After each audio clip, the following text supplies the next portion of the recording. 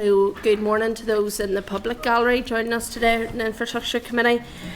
Just to remind anybody in attendance in the public gallery that you can use your mobile devices through a Wi-Fi connection.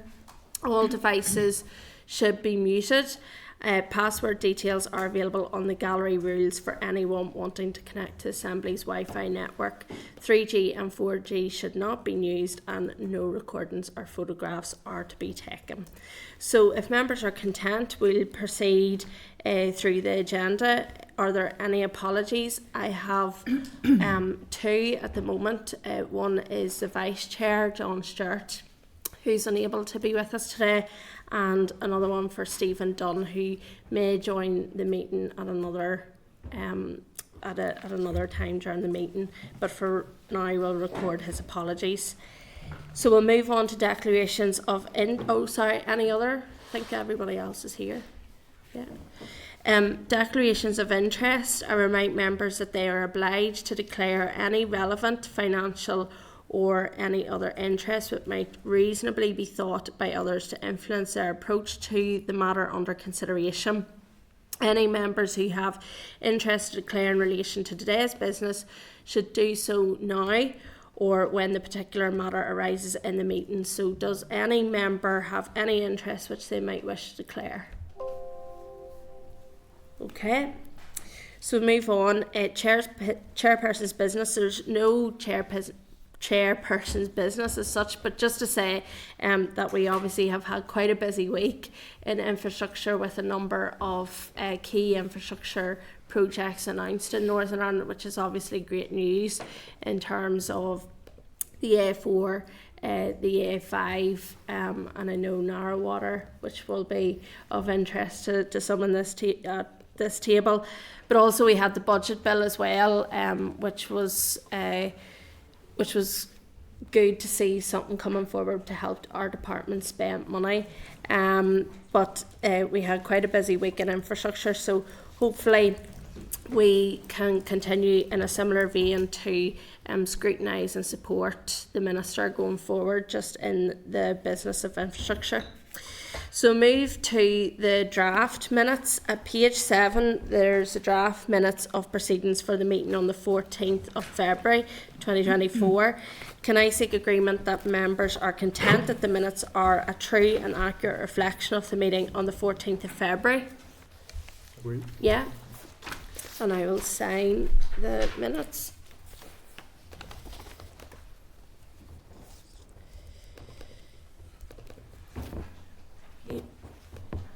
So item number 5 is matters arising. Page 33 is matters arising from the meeting on the 14th of February 2024. I would ask members to note, and if they have any issues which they want to arise from the meeting. Also at page 38 is outstanding committee request for information for noting. Just one thing I want to, at this stage, bring maybe members' attention to. I know last week we had a discussion around our forward work plan and writing to other jurisdictions, which will obviously be quite timely around some of the announcements that came this week. So I just want to seek a wee bit of clarity from members in terms of writing to those jurisdictions. For example, do we want to introduce ourselves as a committee, say that we want to work with these jurisdictions going forward in terms of infrastructure, and indeed do we want to ask for any engagement from the jurisdictions that we're writing to? So it just seek a wee bit of clarity so that if we are writing to these jurisdictions, what exactly we're asking and what we want to say to them. I think all of the above, Chair. Yeah. Sounds good to me. Yeah. So in terms of, obviously we're going to write to Department for Transport was one of the ones just around. I would quite like to seek some information in relation to the conversations that have went on with Department for Infrastructure here in relation to the Union and Connectivity report. I think it'd been useful to see what stage discussions are at around some of the outcomes and recommendations in that report. Also then, I think Mark, you'd said last week about also talking to the relevant authorities in the Irish government as well in relation to transport. Oh, well, there's so much. It's about, I suppose, aspirations, aims, ideas of further and future north-south collaboration on infrastructural projects. We've seen positive announcements yesterday, and I believe there's opportunities to do even more together in the future. Okay. And we'll have to work together on a lot of the, climate stuff as well, and the all-island rail. So Chair, is it an initial reach out? That's what initially at the stage. It's initial reach out to say, you know, that the committee, I suppose, is up and running. We're back type of thing, yeah. And there's obviously these key areas that we want to engage on. Is everybody content with that? Right. Clark, are you happy? Yeah. Okay, and is everybody happy to note the matters arising as well then out of that? Yeah. So correspondence, a page. So we've quite a bit of correspondence there, and to be honest, whenever I was looking through the correspondence, there's just a couple of things I wanted to seek members' agreement on as well in relation to it. So I've noticed, if you'll see there from the correspondence, that there's 3 particular themes that are coming out of the correspondence. We have planning, we have renewables, and the taxi industry. So certainly the Construction Employers Federation, you have the Northern Ireland Chamber of Commerce there. You have the National Trust who are asking about planning and climate change. So I thought maybe to help even with our forward work plan, perhaps we could take each of those themes and maybe schedule briefings after Easter, looking specifically at the planning, renewables, and some of the taxi industry things that we discussed even last week, because I know that we had talked about officials coming in just to bring us up to speed and brief us on some of the taxi industry pressures. So are members content that we do that in terms of after Easter looking at those specific areas, and then the clerk can then agree to slot that into our forward work plan going forward? Agreed. Happy with that? Yeah. So if I could just seek agreement then on each one on that basis then. So at page 44 with the Construction Employment Federation to brief the committee. So can we seek agreement that that's scheduled in our forward work plan for a later date? Agreed. Yep. And then at page 51 with the request from the renewables and I to brief the committee, and I just want to seek agreement again that that will be scheduled in our forward work plan at a later date. Yep. And then the request from the Northern Ireland Chamber of Commerce, and again just seek agreement that that's scheduled in our forward work plan. And then as well, we've a request from a page 101. We've a request from Brown O'Connor Communications on behalf of Belfast City Airport. I can advise that the clerk has been in contact with them to try and work out the purpose and the specific detail on the issues to be discussed. And the aim is to provide an introductory meeting with the Chief Executive, Matthew Hall, and the Director of Corporate Services, Michelle Hatfield. So can I seek agreement that this is added to the forward work plan for scheduling at a later date as well? Really? And then at page 102 is the National Trust communication. As I've said, I know in their communication they've said about an external site visit, but I think we do only have 3 hours a week in order for us to look at these specific issues. And I think whenever it's something like planning and climate change that they're raising, that perhaps it might be useful just to have the briefing here if members are content with that. So can I seek agreement then that that's just scheduled in relation to our forward work plan as well. Great. And then again, lastly, the representatives from the taxi industry, and I advise members that representatives are seeking an introductory meeting to discuss sector-specific issues and or to highlight concerns over proposed change to legislation relating to the agent and principal status.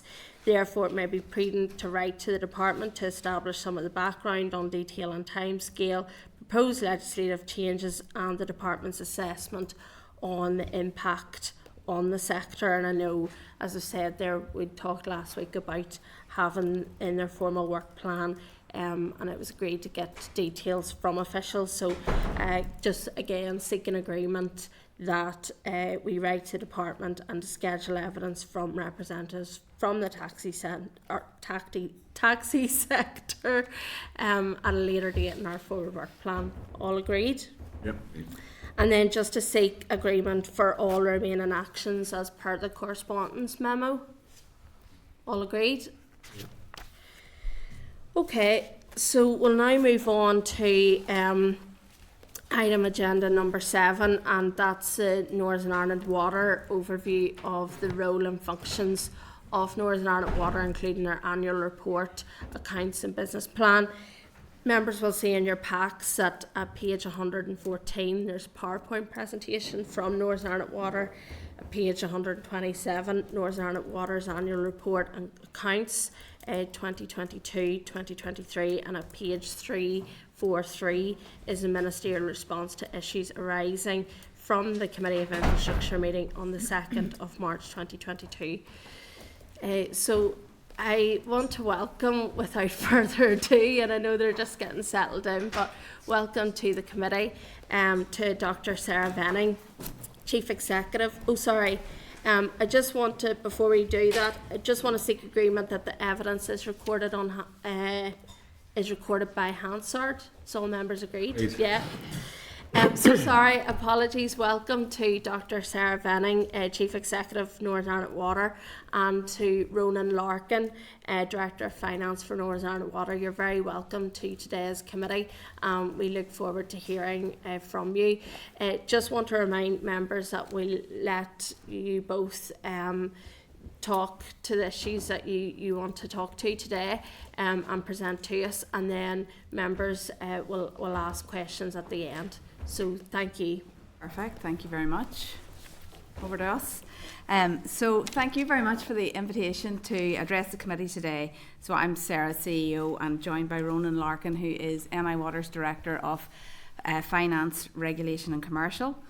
So it's nice to be back. Haven't been up here in a while, and I suppose looking around the committee table I see some familiar and some new faces. I would like to say on behalf of NI Water we look forward to working with the committee, and we very much welcome the invitation this morning, and also to offer our invitation to host the committee at some of our sites in due course. You're very, very welcome. If I can take you on to the next slide in your pack, I do appreciate that members will probably have their own areas of interest and questions or topics they want to see covered, but what we were hoping to do this morning is give you a bit of a basic understanding of your publicly owned water utility, what we do, and how we have transformed as an organisation from a government department into a modern, efficient utility that has returned £1 billion to the public purse since its inception. We're going to talk about the enabling and foundational nature of the infrastructure that we look after and the role that it plays in supporting economic growth and environmental protection. And some of you around the table, I know, will have heard that wastewater infrastructure has suffered from underinvestment. And I guess as we talk today, you'll see that the legacy of underfunding is now having tangible effects across Northern Ireland. Positively, I think that the previous executive recognised the need to step up investment in wastewater, and our PC21 6-year investment plan was designed to reduce pollution and to facilitate continued connections to our network. However, we do face a crossroads now where the agreed plan is at risk.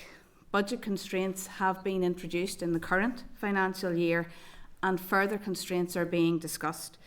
The implications for Northern Ireland of these would be stark, but it isn't too late to do something about it. So if I take you on to the next slide, which is a bit of an introductory slide for committee members.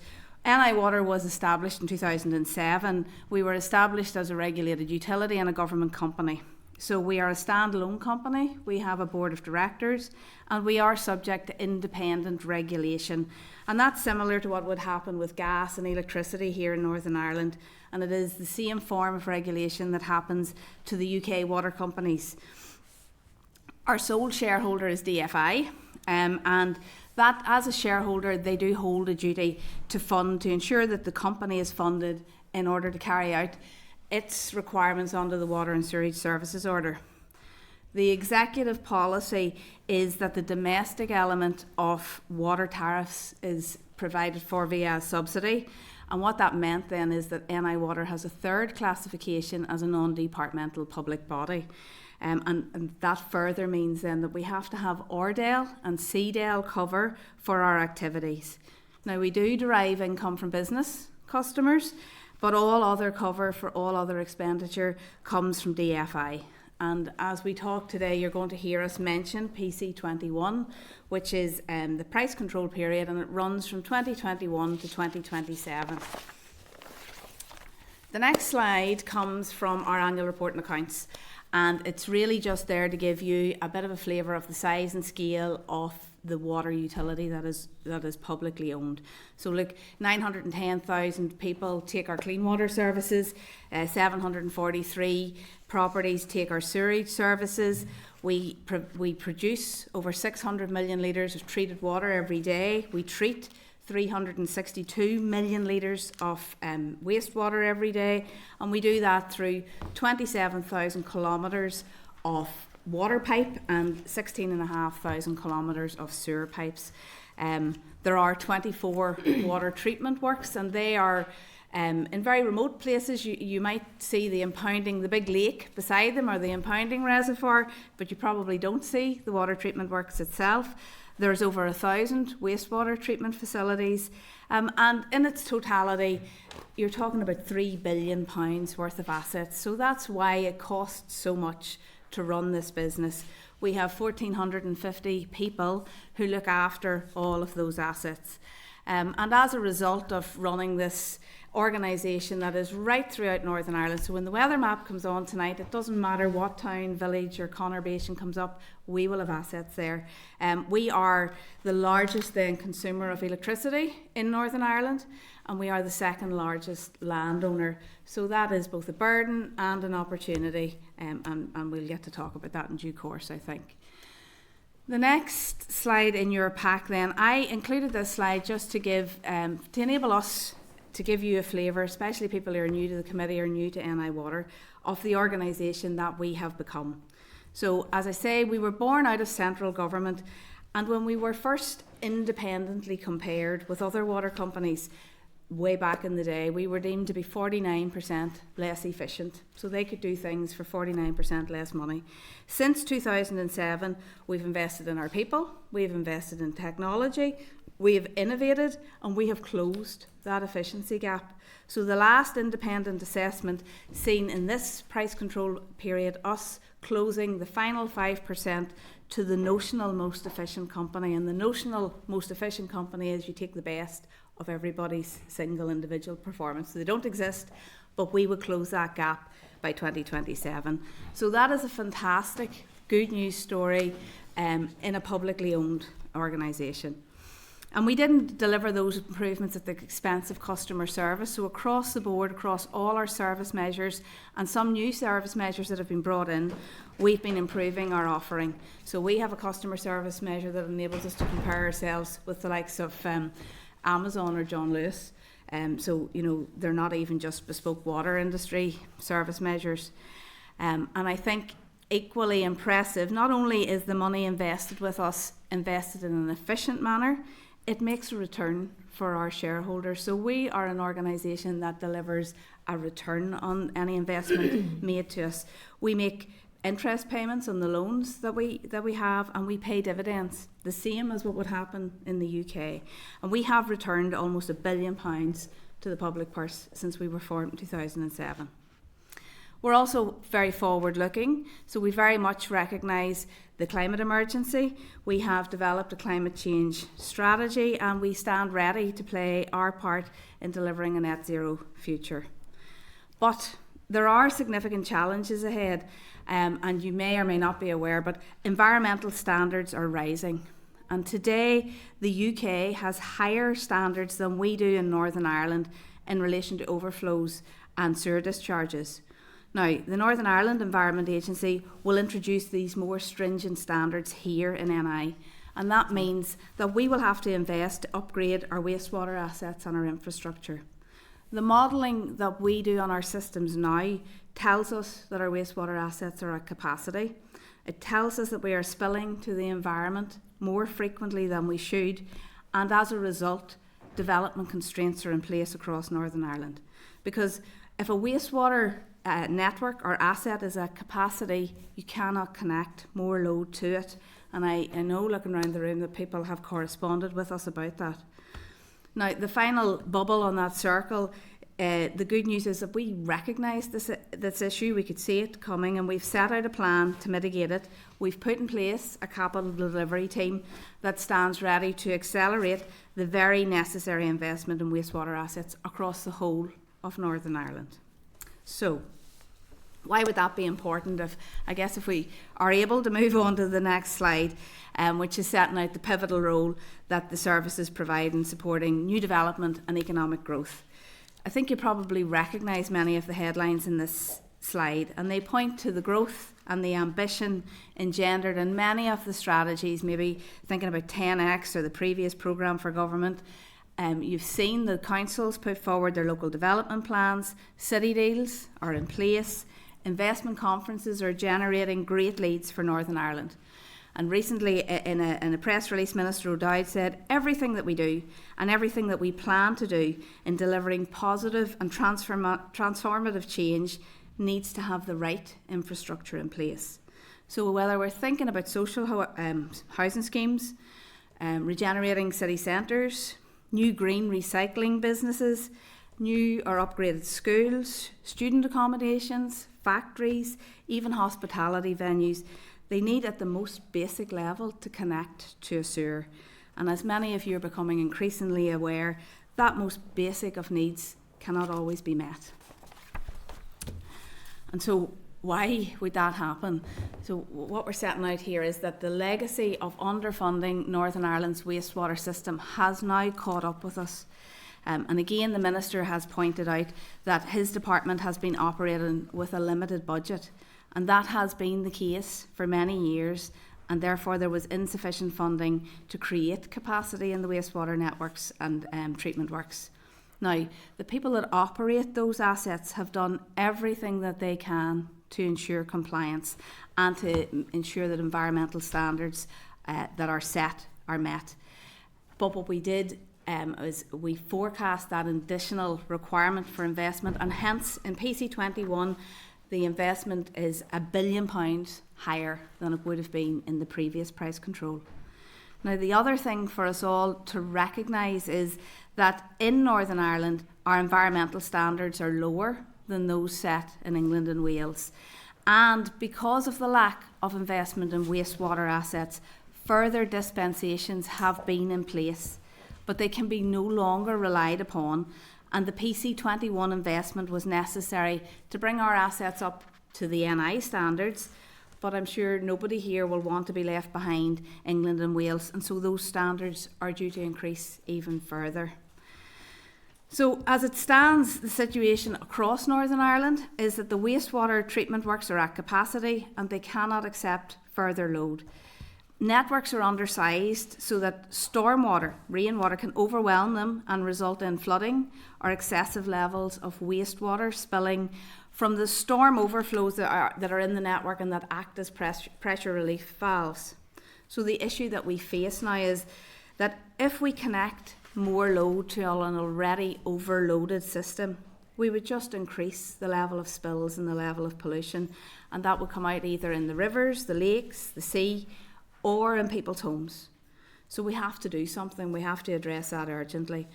And in agreeing the policy framework behind the PC21, so the current investment plan, the executive endorsed that programme of work that would start to tackle that lack of capacity. So it's really critical for Northern Ireland that that programme of work gets delivered. Minister O'Dowd recognised the limiting funding that has been provided for infrastructure, but he concluded now is the time to start to address those shortfalls.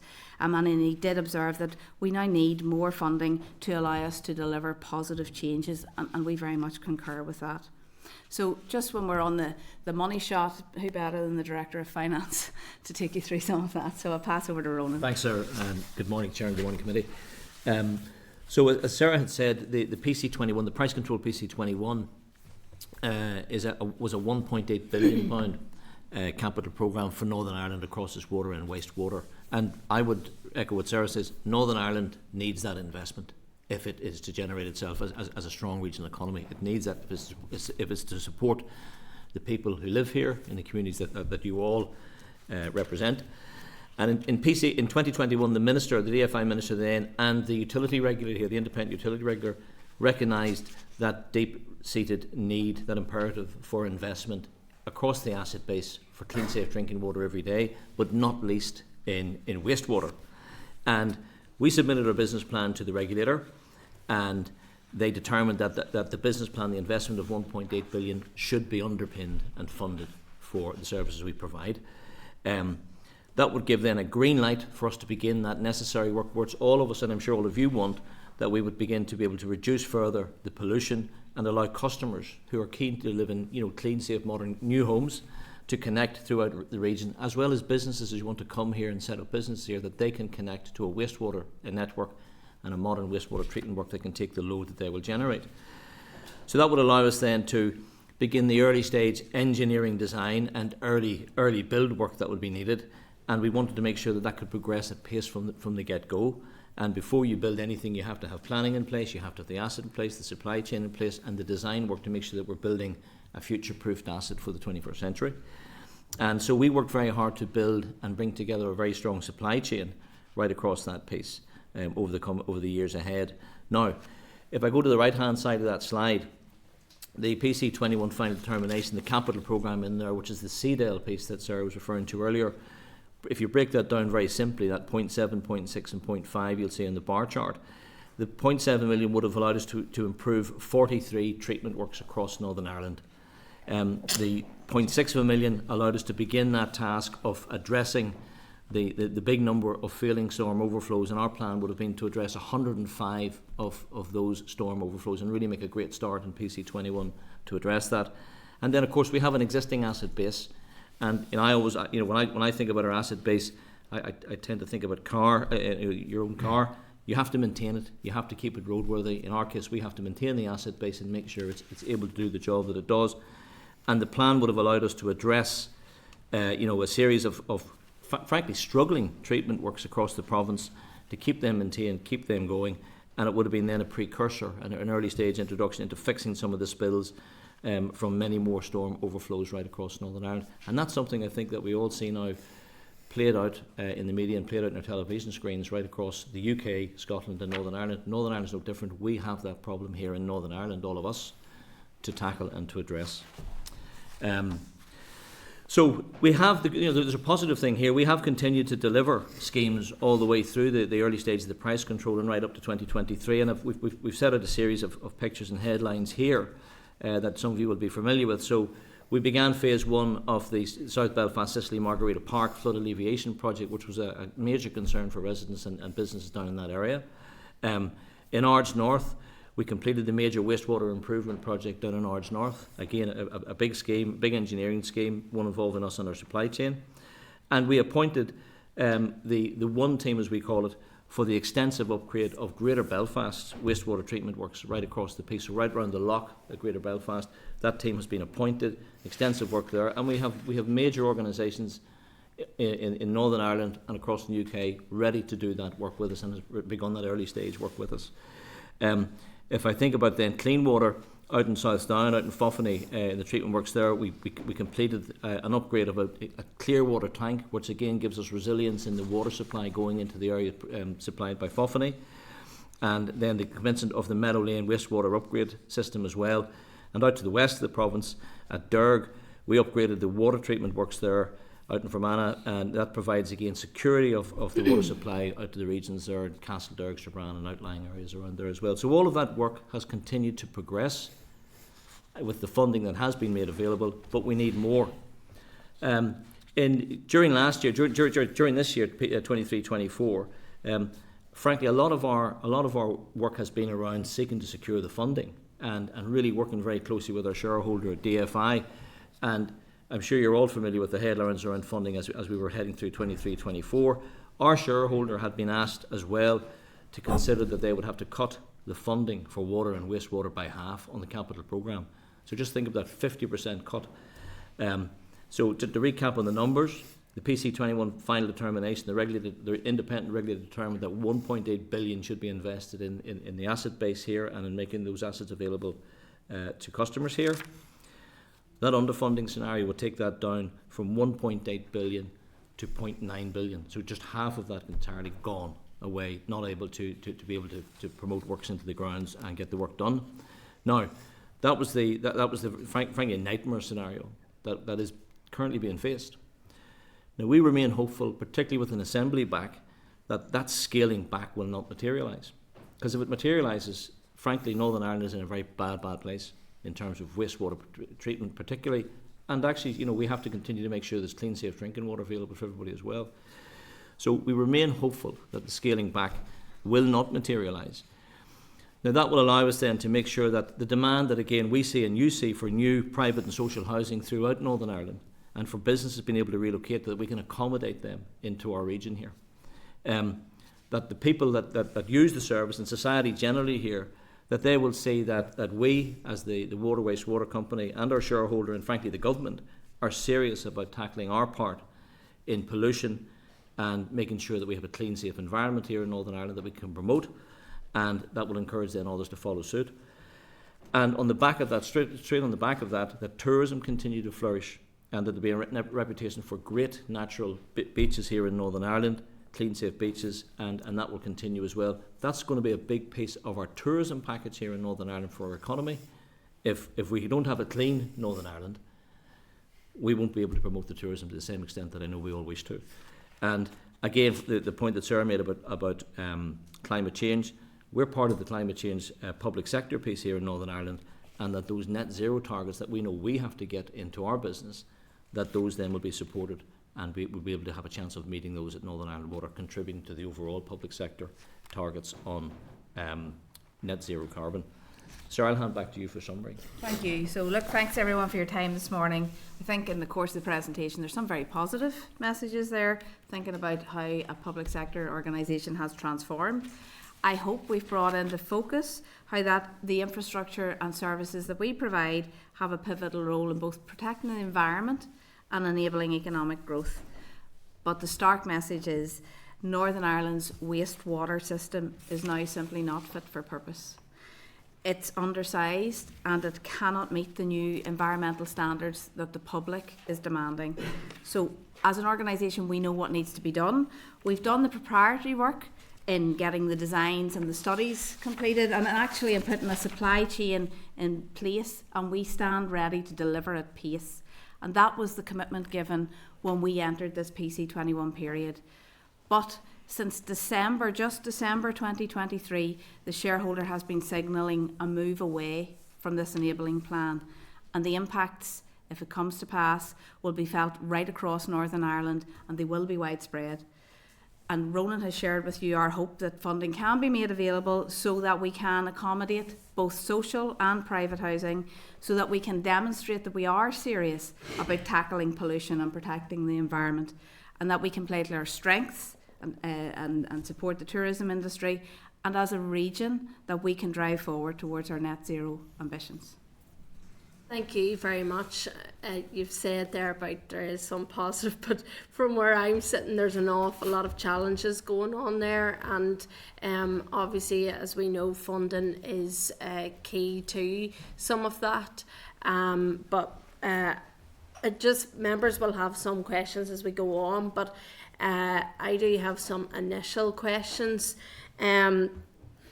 Obviously, you've talked about the 1.8 billion there in terms of funding. What I would like to ascertain is, that's your assessment of required funding for Northern Ireland Water to ensure that investment in our wastewater system can accommodate new connections. Are you also including within that, say for example, existing connections as well, like on adopted development sites? Are you including that in it? And also in the 1.8 billion, are you also looking at future development to future-proof our system, and what sort of percentage, if you want to put it in layman terms, are you looking at in terms of making sure whatever investment comes out of that 1.8 billion, that you're also future-proofing the system, so that after that initial money is spent, we're not going back over old ground, if that makes sense. So that's probably a couple of questions in one. But Great questions.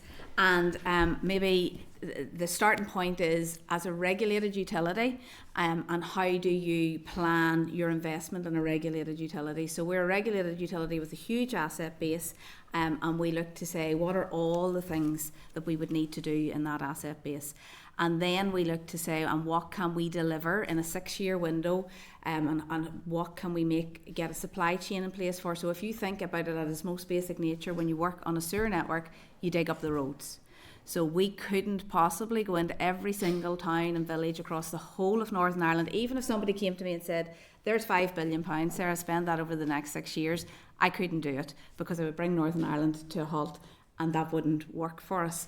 So when we devise that investment plan, we have to, regulated industries and asset intensive industries such as ours, have to look out over a much longer period. So it's 12 to 18 years of investment would be required to recover the legacy that we are facing right now.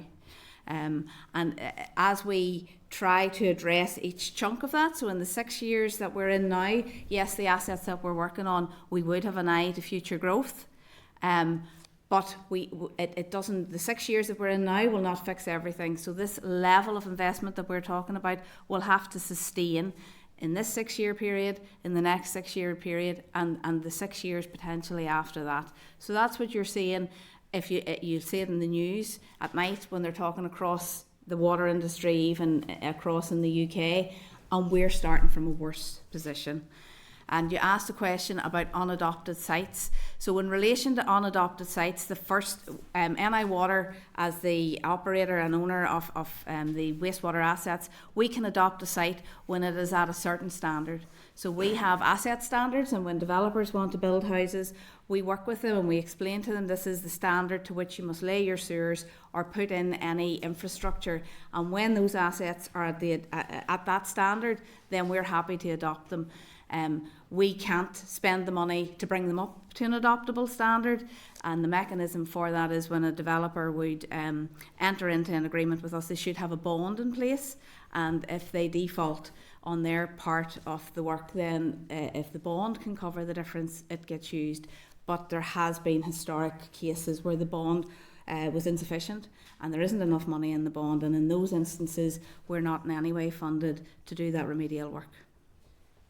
just following on from that, so say for example you have an unadopted site and you're in an area which is constrained, and you know it is brought up to the adoptable site, there's no issues there then? If it's a constraint issue, what's it going to look like then in terms of are you going to have to turn around and go, sorry, we don't have the money, we can't actually bring you onto our network because we're constrained, but it is at an adoptable standard? Well, it would depend on what the arrangement is on that site. So some unadopted sites may still connect into our sewer network, so bringing them up to standard just means we'll look after the maintenance that's happening in that estate, and that'll be fine. If it was very standalone and it had a pumping station, so it's a case by case basis, but probably in general they could be adopted if they were brought up to standard. And then I suppose if I can move on just a wee bit and then I'll come to other members. But you said there about the environmental issues and that in Northern Ireland we're spilling into the environment more than we should how has that increased in recent years? Have you any figures to point to that? Because that is concerning. That, whenever I look at England and what's happening there, are we going to be in a similar situation here in Northern Ireland? We are in a similar situation here in Northern Ireland, and in many respects, the situation in Northern Ireland is worse. We have more overflows per head of population or per kilometre of pipe than exist in the UK because over many years there hasn't been enough money spent on sewer networks. So rather than build more infrastructure, more overflows were put in place. And these overflows, we know through modelling, spill more frequently. What we don't have and what they have in the UK is monitors that measure the actual duration and timing of a spill. And part of our PC21 investment plan is to put these monitors in place. But these programmes are now at threat. So you're threatening the investment to help you monitor, to understand what you're doing to the environment, as well as we know, because we've done our modelling, we know that we are spilling more frequently, and we need to invest the money to prevent that from happening. And we know that our standards are lower, and we know that we've been given a dispensation on some of those standards where investment hasn't been made in the wastewater network. And so for all those reasons, it is imperative that we spend the money and bring the assets up to a fit-for-purpose standard. That's quite a serious situation if we're in a worse position than what has been said in the media in terms of England. What's the considerations then when you're looking at the NIEA, and are you working with them at this moment in time? Sorry members for taking up time, but I just want to check on this, what's happening. We're talking about 1.8 billion, but that's going to take a while. If that funding is secured, that's going to take a while for that to work out. So in the short term, what's happening if we have a situation with overspill here in our waterways in Northern Ireland? So yes, we do. Well, so first and foremost, the NIEA is independent, and they're an independent regulator, and they're very clear that they would not be. Sorry. I thought telling me that they won't be fettered. Trying to get in the door. Make sure in their independence. They will monitor us, but as I have said, there are dispensations in place. So if an asset fails or spills because it hasn't been invested in, because it physically couldn't deliver the level of environmental standard that is required of it, then there's no point in prosecuting NI Water, because NI Water couldn't have done anything about it. We will get prosecuted where a failure occurs because of a failure in our organisation or in our stewardship of the asset. So that's what I mean by saying our standards are lower in the first instance and dispensations are in place. And that was recognised as we went into this price control period, and this investment of 1.8 billion over this 6-year window should get us to a place where we are able to meet the NI standards, and we are able to to understand what more will need to be done to meet the GB standards. So, for example, the installation of the monitors across the network. So it's a piece of work that we have to work with the Environment Agency, but they're very much independent. And then just my last question before I come to members is just around, I'd seen recently a newspaper report asking developers who are planning to build to get in touch with NI Water. Now, the planning system as it is can be quite convoluted for people. It can take a long time to get planning through. And what it was basically seeking was for developers to fill out a pre-development inquiry form. Can you talk through what that is? That before people go into planning? Yes. And can you talk through then the process of that? Is that a doomed to failure type process? Well, because not you're going really. through, if you're constraint areas, Yes. what, if you can just outline, what does that mean? So not at all a doomed to failure process, and in actual fact, recognising the difficulties in the wastewater network and recognising our role in enabling economic development. So we have two things to balance. We have the environment and economic development. And what we wanted to do, what we established working with the Environment Agency is how could we find zero detriment solutions to this problem while we know the investment is coming. So in the next 3 years in Northern Ireland, lots of things are due to be built. And so in the 3 years up until that, what were the things that we could do to make the most of the assets that we had to enable people to build homes and housing estates? So the pre-development inquiry, if it comes to us before they go to planning, then they can get a sense from talking to us whether they are in an area where nothing could possibly be done, or if they're in an area, as the majority of people have been in this first 3 year period, where there is some work that we could do or that they could do. So if you think about it, lots and lots of rainwater gets into the sewers. And if a developer, so we've had some great successes with developers who are maybe beside schools or areas of a lot of hard standing, and they gather all the rainwater and they collect it and they put it in a water course and not in a sewer, so that there's nothing more going into the sewer, and they can put the foul water in, thereby creating a zero detriment to the environment. And if a developer comes to us and goes through a pre-development inquiry process, they may then need to we'll do a more detailed piece of work with them called a wastewater impact assessment. And if they get that before they go to planning, then when their planning application comes in, we'll understand what stipulation needs to go on it, and what they'll get is proceed subject to A, B and C being done. Whereas if they don't speak to us, and we know we're in an area of constraint, then we will have to say recommend refusal subject to speaking to NI Water. So it's quicker to do the PDE and the wastewater impact assessment, and more likely to get you the positive outcome that you need than it is not to speak. It just makes your process longer if you go into planning and having not spoken to NI Water. And just very briefly, and I do want to come to other members, but very briefly, how long does that process take from NI Water's point of view? I think I'll have to give you get the SLAs sent into you. There are a series of SLAs for that. Pre-development inquiry should be really quite quick. Wastewater impact assessment can take a little bit longer because the guys are out doing flow and load testing on the network, and it's a technical report. But you're talking weeks for PDE, and you're maybe talking weeks up to months for the wastewater impact assessment. It'd been useful to have those timings. Yes, we can do that. So I'll come to Cahill, had indicated first. Chair, thank you very much. And unfortunately, this time last week I got the sad news my father-in-law died. So I do apologise to yourself for not being there at your No, I'm first sorry to meeting. hear that. And I want to wish you well in your new post. And Sarah, Rowan, you're welcome back. Thank you. So I will start on the point that I take it we'll get the 1.8 because that was agreed with the utility reg. I know there'll be an argument and a toss over the next number of years. So I'll start on a positive note that we'll assume that we can try our best collectively to get that. The point. So I want to just come on to the areas of constraint, and the chair has already picked up on some of the things.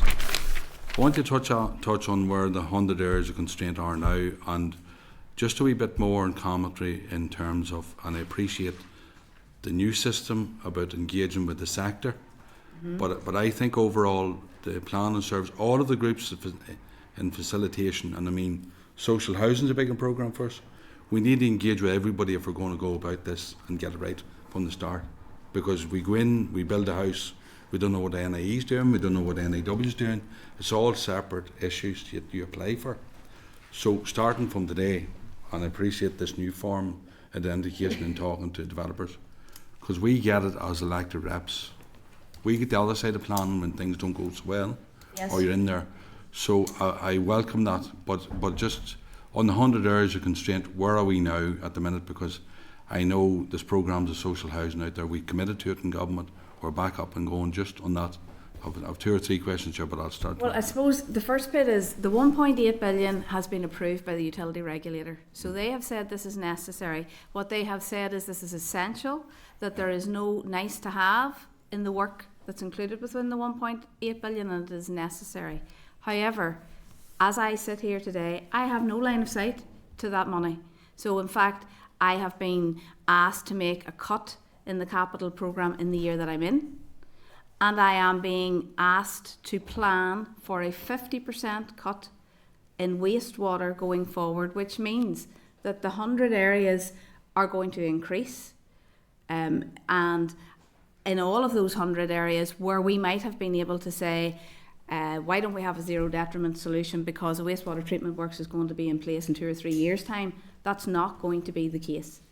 So social housing, which is very time dependent, it needs to be able to know that it can build within a certain year.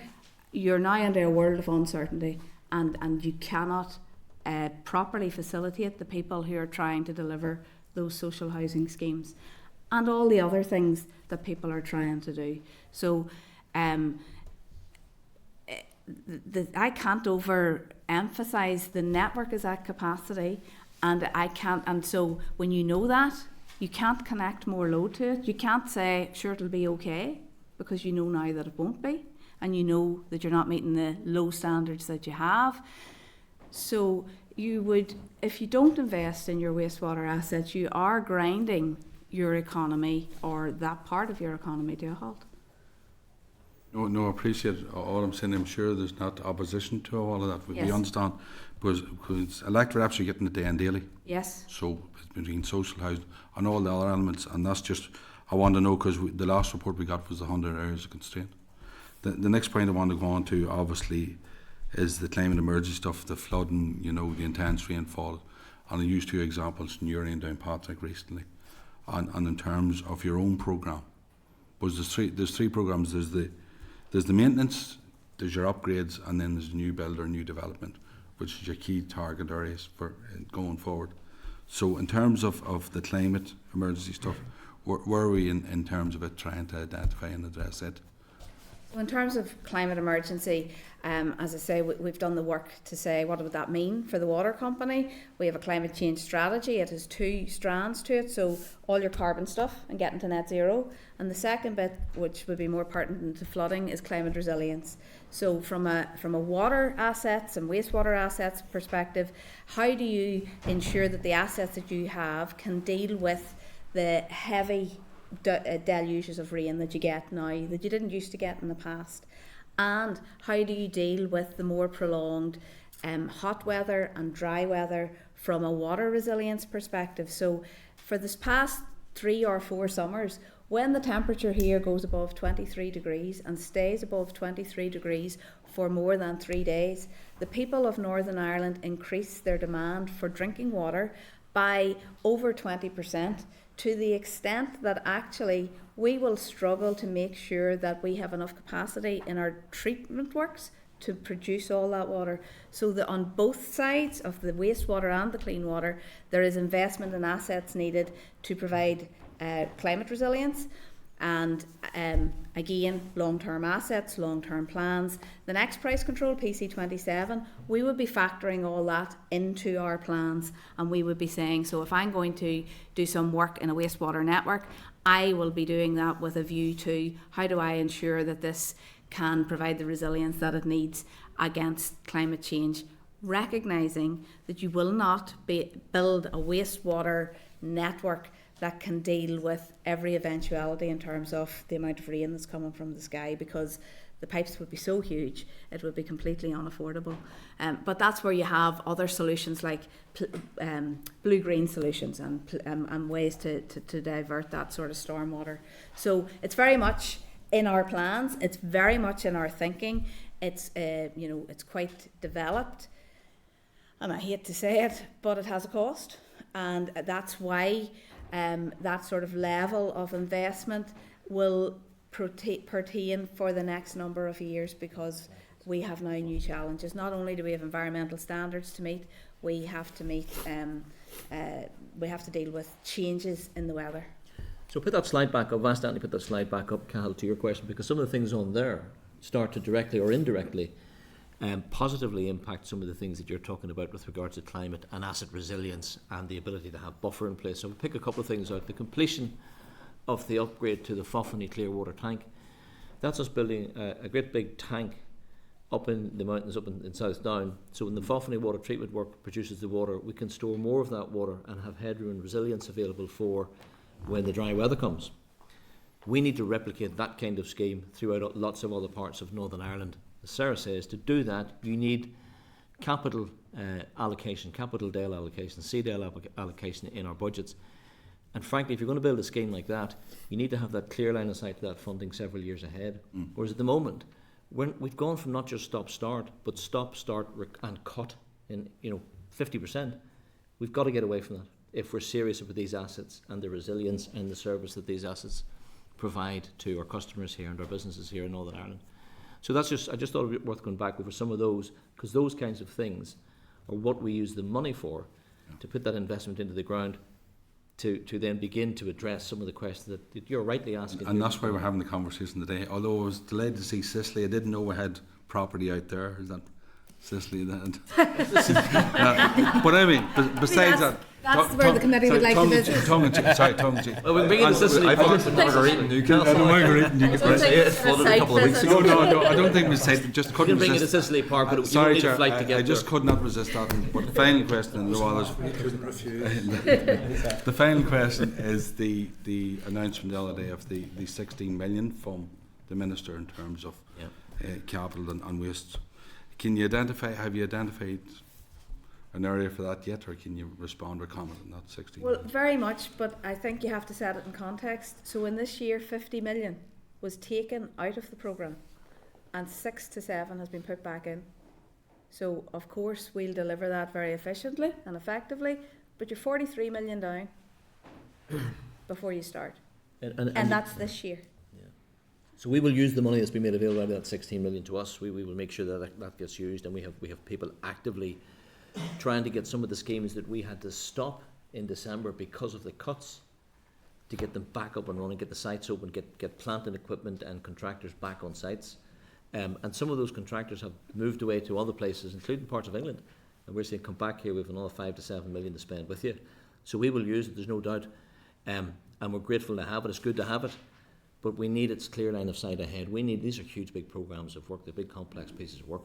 And if we're entering into a contract with a contractor and a supplier, they need to know that 2-3 year scheme, the funding is secured for it before we begin it, so they can really get after it from the get-go, as can we, because ultimately these assets serve the customer needs that I know all of you are keen to represent for your constituents.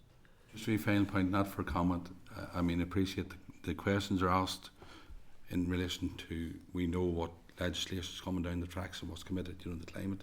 And they're around all the committees. We're only doing our bit from the FI, but I'm aware. But I like to see the collective responsibility and cooperation. That's going to be a key point going forward in all this. But Chair, thank you very much. Thank you. And I have a number of members here who are indicating to speak. So we'll try and get another one. So we'll try and get to everybody. And I would just ask, just to be mindful of that in terms of time as well. So I'll move to Keith. Okay. Thank you, and thanks, Sarah and Rona, for coming along. There's a few people, we're only as good as the people that we communicate with, and NI Water's a few good people, Philip and Brian to name but a few, even at Ulster. And if we didn't have them to work with us, we would have nothing delivered very much locally. So I want to thank them for that, so I want to put that in the record. Thank you. My question, I have several questions, but I'll bring it into group them. Loch Ness, Sarah, and with respect to the figures being bandied about that agriculture is responsible for 62, NI Water 20 odd, septic tanks 12. What's your opinion on those figures?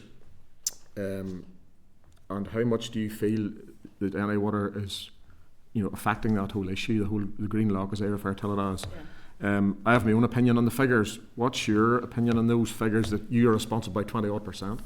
Yeah, so I mean, I think AFBI are doing that modelling work.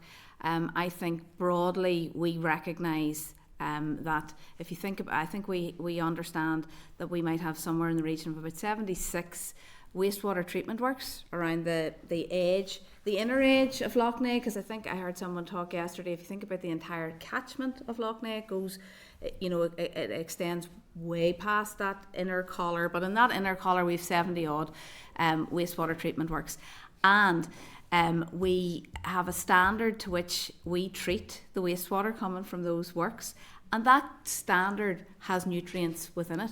So For sure, some of the nutrient load within Lough Neagh comes from our wastewater assets.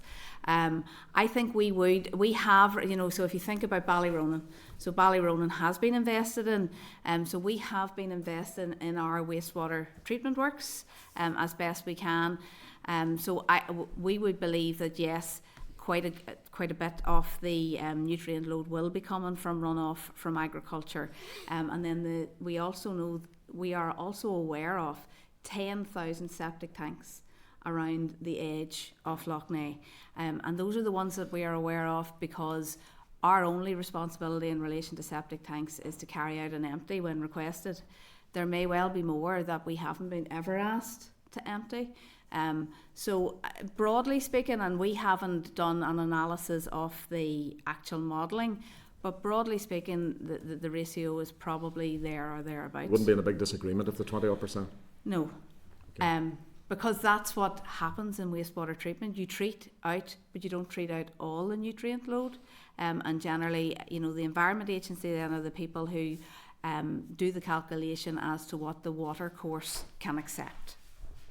You see on one of your slides there, I'm looking at my page 121, the total of the 1.8 billion. Yes.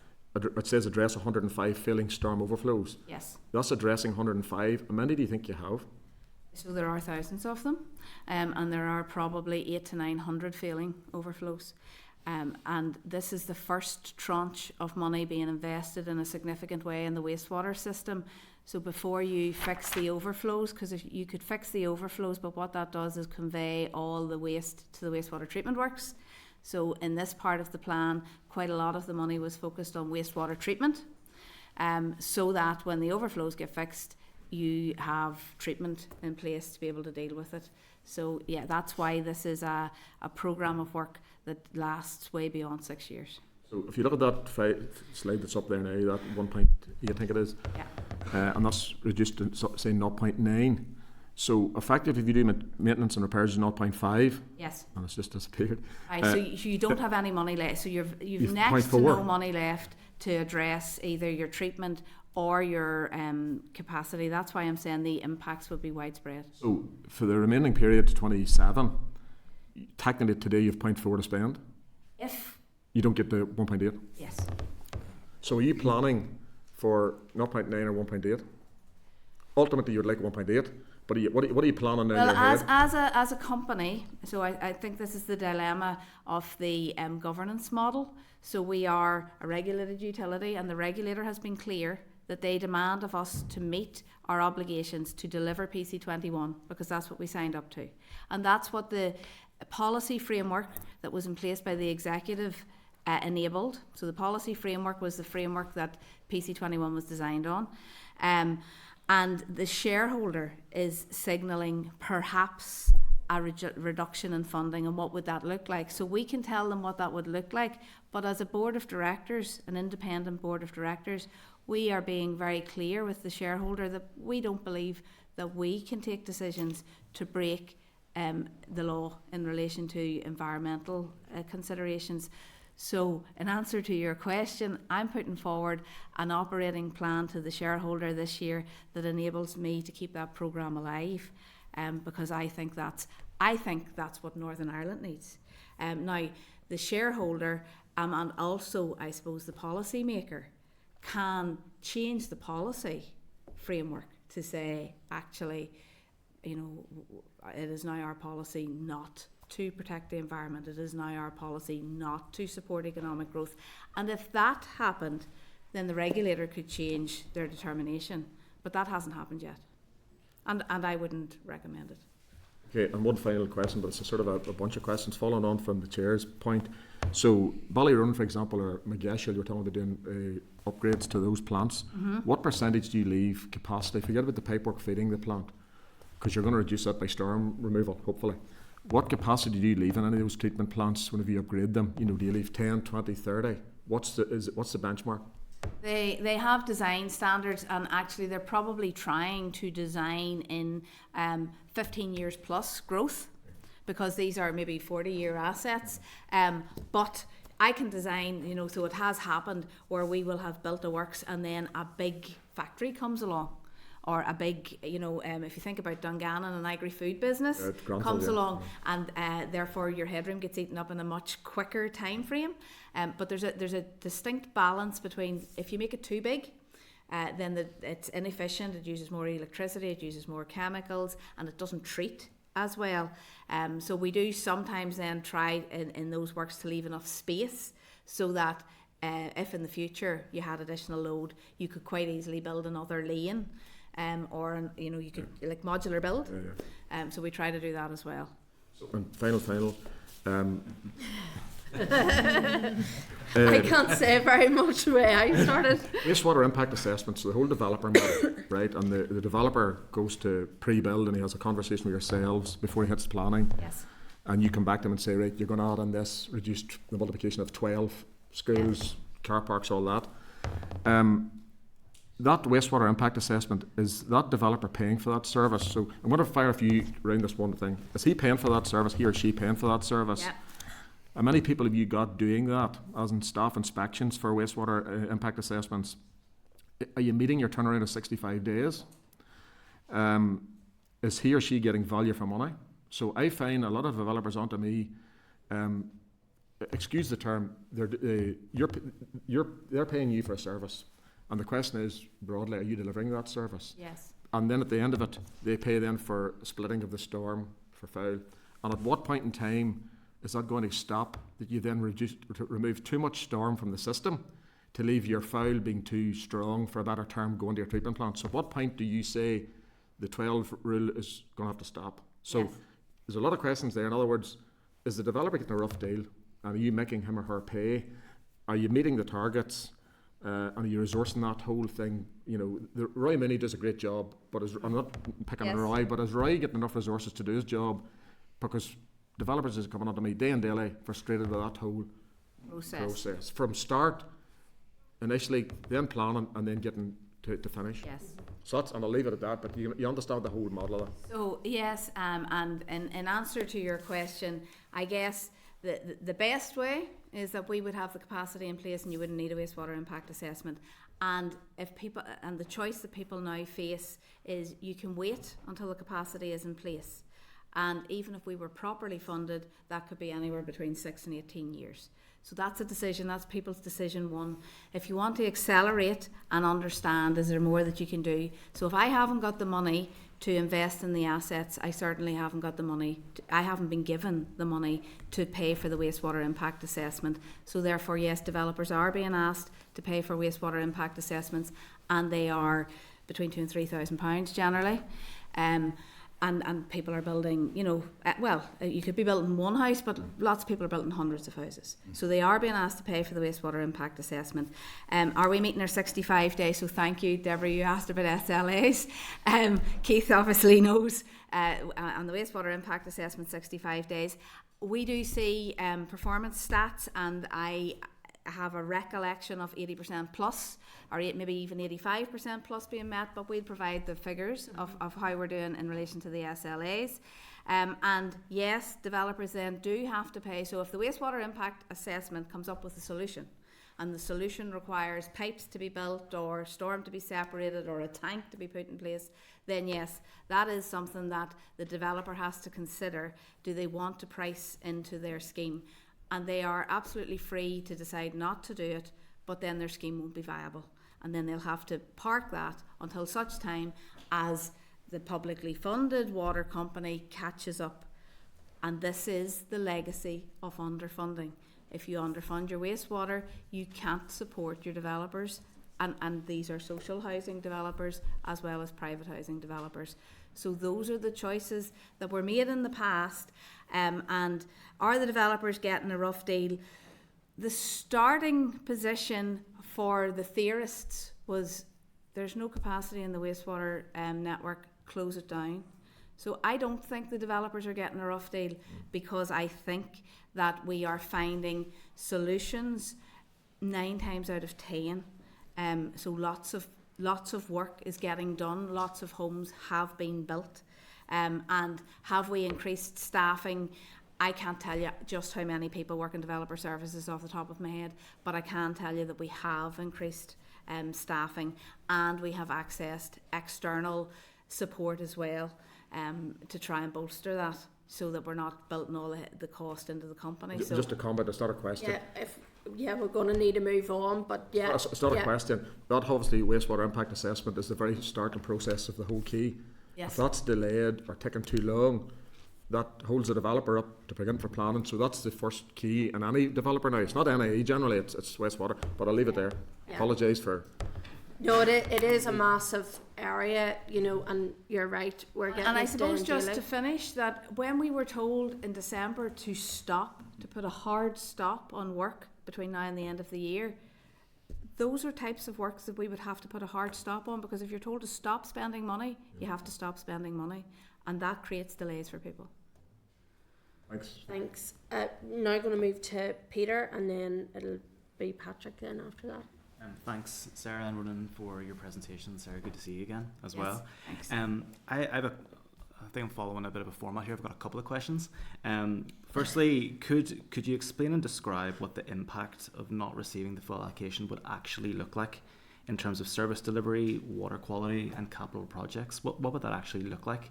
And then secondly, loosely connected to that final figure that you've given, is that an absolute cast iron final figure? There's no ways to reduce that in any way, shape or form? 1.8? The 1.8, yeah. Is that absolute, or is there any way to find any sort of reworking of that? And then thirdly, do you have any updated figures from the midterm review of PC21? I'm not sure if you will, but just wondering if you do. So- Ronan will jump in there. If we start with the absolute impact, we've been discussing that all the way through your questions, a very strong question, because the absolute impact, and it's both operational and day-to-day services on the Resourcedale side, as well as on the capital side, then having to slow down and stop schemes. And that then has, so what that has for our own internal piece is how do we operate those assets and continue to maintain them. So when we have to stop maintenance schemes, base maintenance schemes, you know, it's like the equivalent of not addressing the brakes on your car. You really know you ought to have your car roadworthy to make sure it's safe for you and for other road users. When we stop maintaining our assets, something's going to give, something's going to go at some point. And that's not a good place to be. It's not a good place for our staff to be. They want to operate these assets properly and professionally within their remit. So you have an impact on not maintaining the assets, which means the assets degrade over time and they start to malfunction. Okay, and it makes that job more difficult for the operators and then possibly leading to failure in the assets. We have to, in a capital scenario where you cut the investment immediately, we always have to move to clean, safe drinking water as the number one priority, because we all use that every day through the taps and so on. So when you do that, all capital that you have available, you know, you first push that money to the water system, which leaves the wastewater system then neglected.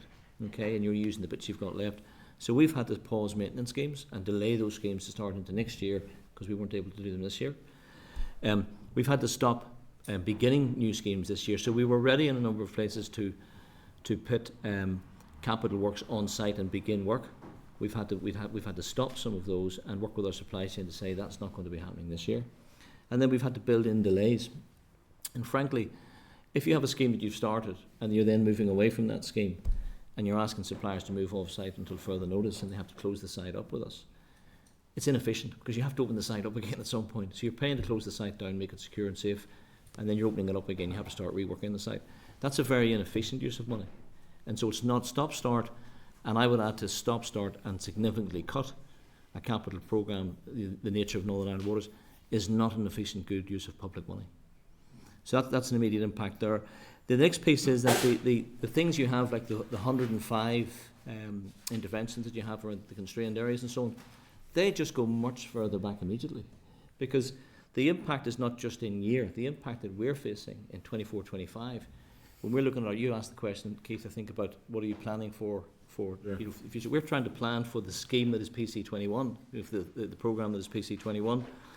But we know that having had to shut the programme down in December, we have to try and start to build. We don't know what our number is, by the way, yet for 24-25, which is 5 weeks away. So 5 weeks' time we have a big programme to build and we haven't got a capital allocation budget. So where do we begin to allocate that if we don't know it? So we need to know what that looks and feels like, and we don't have it yet. And we've been told we must not ever overspend. Okay, so if you don't know what your allocation is, and you must not ever overspend, which schemes, particularly multi-year schemes that you're building into, you start them this year, but you might not finish them for 2 or 3 years. Which ones do you begin? Well, the impact of that is you have to pause those schemes and wait until you know the certainty around your capital programme. Because equally, you're entering into contracts with third parties. There's a contractual obligation on these pieces as well, and there are penalties of pulling out of a contract. So all of that has a huge knock-on effect for Northern Ireland in terms of being able to connect those new houses, whether it's social and private housing, new businesses, tourism, new hotels and so on. That all has a big knock-on effect which acts as a drag to the economy over here. And it makes it much more difficult to work into some of the things that Keith was asking about, the delays in the planning and the wastewater impact assessments. That Start Nature does nothing to move away to a situation where we'd all like to see where all developers are served superbly and to a very high standard. We'd all like to be there. The stop, start and the cut does nothing to help that situation whatsoever. Operationally, if our resource style programmes, and we have to look at those too, it's not just on the capital side, if they're cut, that has a knock-on effect on how we operate and run and maintain and grow the assets every day and make sure that people are operating the systems properly, including taking customers' calls, addressing things that go wrong. So if you take the example of leakage, when things burst in the network, and we have 50,000 kilometres of pipework in the ground. When things go wrong in that 50,000 kilometres network, we want to be out there on the ground with our own teams or contractors, getting them fixed, getting them addressed as quickly as we can do. In a world where the capital and the resource debt is cut to the extent that we've had to be considering this 23-24 year, and possibly is still on the table for the rest of PC21, we have to start deciding, do we fix that or leave it and let it run, let it leak for another while. And that is kind of counterintuitive for a water company. And again, it's very inefficient to do that. So that's part of that knock-on effect of not having that, not just the availability of capital, but the medium term across a price control view on being able to say, the regulator has looked at our plan, they've determined and said, there's your contract, Northern Ireland Water, go out and deliver that for people in Northern Ireland. We have to sign up to that plan, and that's like a contract with the regulator. The only way that can be changed is through the regulator getting different social and environmental guidance from the executive, from government. And that hasn't happened. And our regulator, when they looked at, the independent regulator, when they looked at the PC21 plan, they underpinned a few things and said this work must begin to start addressing some of the things we've been talking about this morning. On the mid-term review piece, we submitted our mid-term review last year to the regulator. So we submitted an updated version of the PC21 programme, and you'll all be familiar with the discussion and the impact that inflation has had and continues to have on pricing. So the cost of doing these assets, delay equals cost, okay, just equals further cost. So our assets, the cost of doing some of these assets and making sure that this infrastructure in the ground has gone up. The regulator is currently working their way through that at the moment and looking at the real price effects of that. And they haven't given us an answer to that. But I know in recent dialogue with them, they have confirmed that none of the needs that were in the PC21 business plan back when we submitted it to them in 2020, in 2024, none of those needs have gone away. Those needs are still there, and they still expect Northern Ireland Water to deliver those needs for consumers and customers and businesses in Northern Ireland. So the biggest practical impact is saying, how do you run these assets with less available resource? How do you support people like some of the guys you were describing, Brian and Philip, do their jobs? You have to make sure that they've got the resources available to do those jobs, that they're equipped to do those jobs, and they have the certainty of that resourcing. If they're out spending money, making sure the assets work and customers are getting served, they have to know there's a budget backing them up to do that. And right now we don't have that certainty to the extent that I think any utility, and certainly a water company, needs to have. So that's the real impacts. Peter, is that helpful? Does that give you It is, yeah. A quick supplementary, if that's okay. Yeah, very quickly. And if we could just keep it, I really appreciate like us to be the snappy. responses that you're giving to the committee, because this is a massive work piece, and there is an awful lot of challenges, and I know we appreciate the information that you're giving today, but if you could just I suppose concisely speak to the issues that are happening. So yeah, You'd mentioned there, Ronan, in terms of having to tell contractors to pause the works. How how do those conversations go? Was that built into the initial contract that pauses might be happening, or do you begin to look like an unreliable client? Basically, what do those conversations look like? Well, we're working very hard not to look like an unreliable client, because that builds uncertainty, and that uncertainty just manifests itself in new prices when you put in the next tender out. What we're trying to do, and what we've been successful at so far, is having really collaborative, open conversations with those contracts and trying to find a way through some of this. So the early stage work that they might do, we can get that to a certain point of completion, and then we have to pause the work with them until we know what we're doing next. And those, I guess, behind those contractors, they have organisations to run payrolls to pay. They need some certainty. So we don't want to get to unreliable client. I think we're far from that, because we're all working very hard to make sure we don't get there. But it's a good question. But there are local firms here are asking questions: should they send their staff down south or across the water? And that's happening right now because of decisions that were taken before Christmas. Okay, thank you, Patrick. Sure, I'll make this as close to a yes or no answer as possible. But Sarah, thank you very much for your presentation. Good to meet Nice you. to meet And you. Ronan, we met a few years ago in your Morning Down District Council. Obviously frustrating to see the picture hasn't changed much, and actually probably gotten worse since then.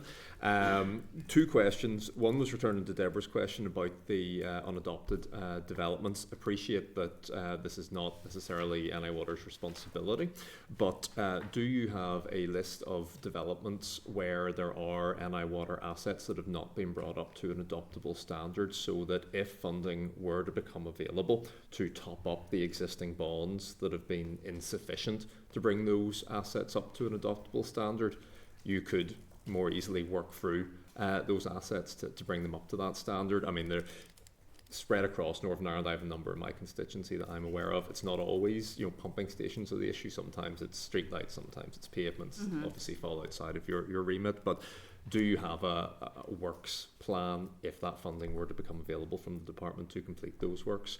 And the second question is around the review of flooding that is being carried forward by DFI Rivers. Now, we saw the sharp end of the lack of investment in wastewater last November. Myself on the ground in Downpatrick and Newcastle, and O'Cahill will have seen it in Newry as well. I'm curious to know what you guys are doing to feed into that review to make sure that the cross-cutting nature of this is made clear within Rivers and within the department, so that you can make, in a very strong way, the case for this funding.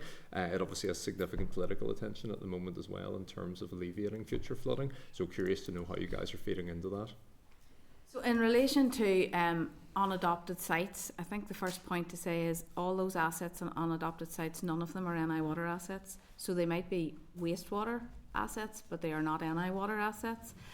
We will be aware of the location of the sites, and we will have been aware of the snagging list, so the work that should have been done.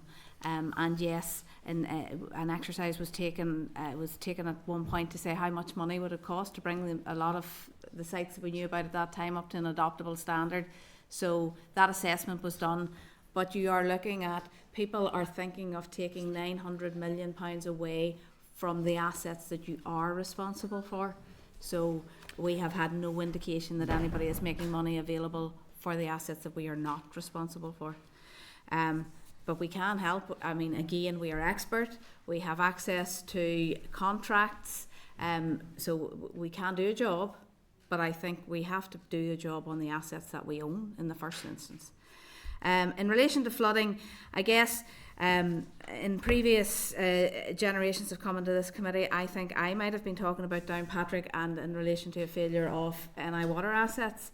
The thing that pleased us is that the NI Water staff were very happy to be out and be part of a collaborative cross-functional team looking at flooding, and our NI Water assets continued to operate as they should throughout that flooding event. So that's a good news story in that regard. And yes, being part of DFI means that we always stand ready to support those other agencies. I guess, though, it is important to recognise that surface water flooding does sit outside of NI Water's control and remit, albeit whenever an emergency happens, we are happy to be part of a response team. Just a quick supplementary comment on that. There were sort of localised residential flooding issues in Downpatrick where, I mean, I've had site visits with NI Water where wastewater capacity was identified as part of the issue. So there were issues with the network. The town centre,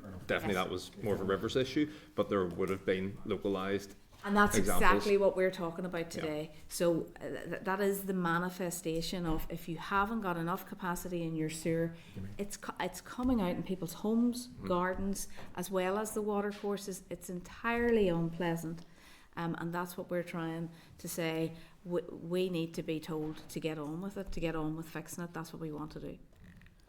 Patrick, just to point out, I'd asked a question just in relation to what you'd asked there, and some of that information is on at the Assembly Library if you want to check on some of that as well. It might tally up with some of the things that we're talking about there.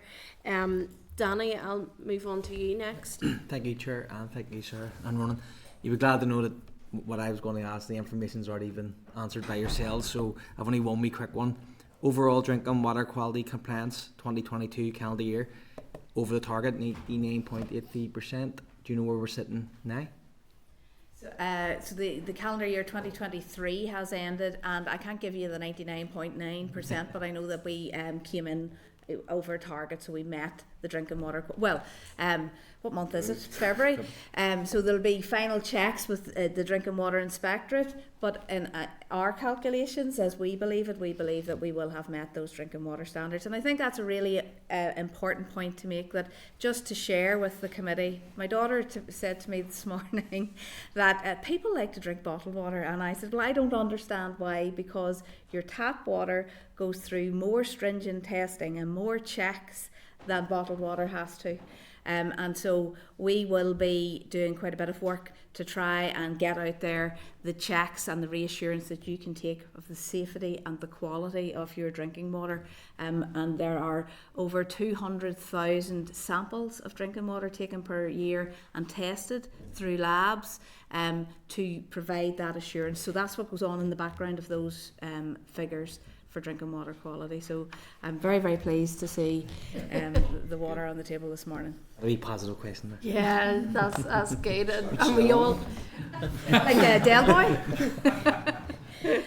Well, the water in Fermanagh and South Tyrone, as I'm sure you can see, it's doing great things for the people down there. So last but not least, Mark, I'll move on to your question. I won't be least.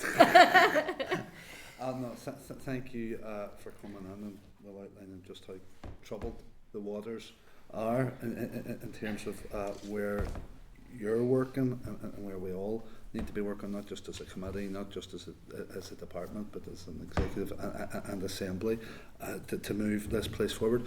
In terms of the £0.9 billion pound cut, and its characterisation as a 50% cut, is it actually more than a 50% cut if we're now halfway through the period? Are you being asked to save £0.9 billion in the remaining 3 years? Yes, in the remaining 3 years, but it is about a 50% because there was 1.8 left to spend. No, yeah, you're right.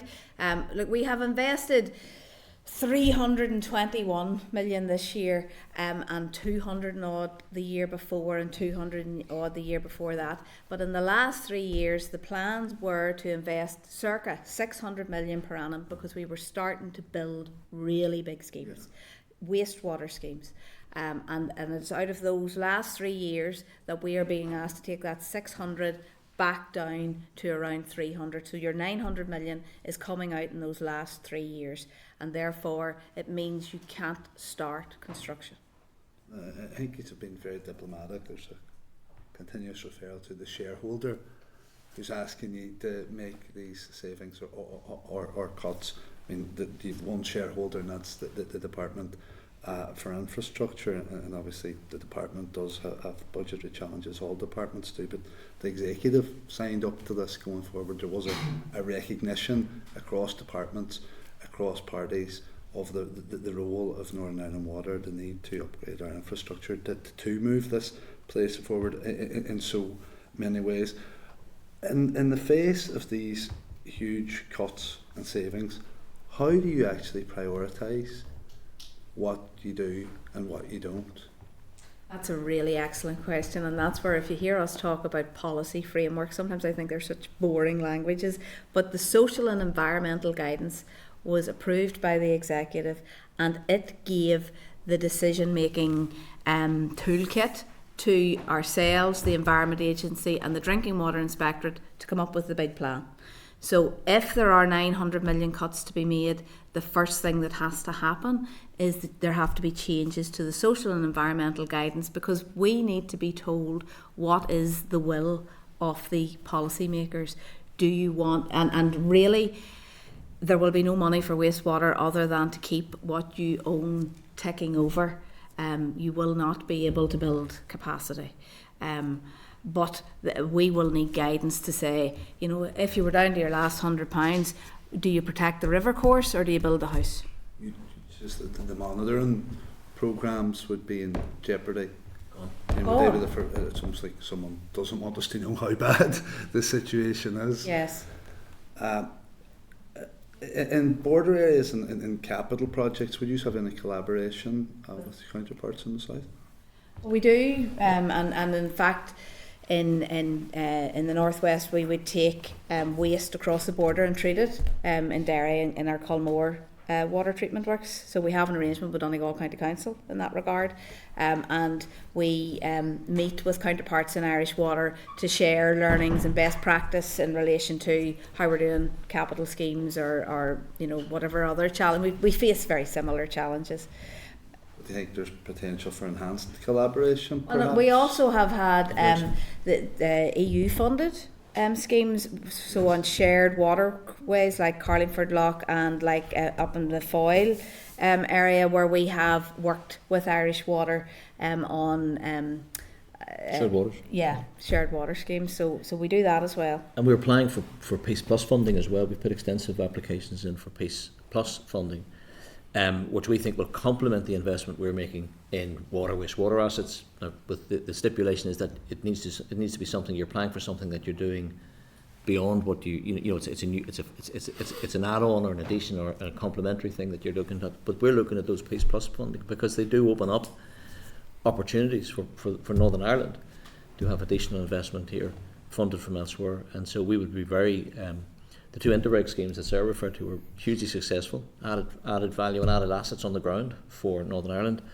and the Peace Plus applications we're looking at will add to that as well, and ought to support some of them that environmental and that clean environment aspect of Northern Ireland that ultimately is going to be a block builder for things like tourism.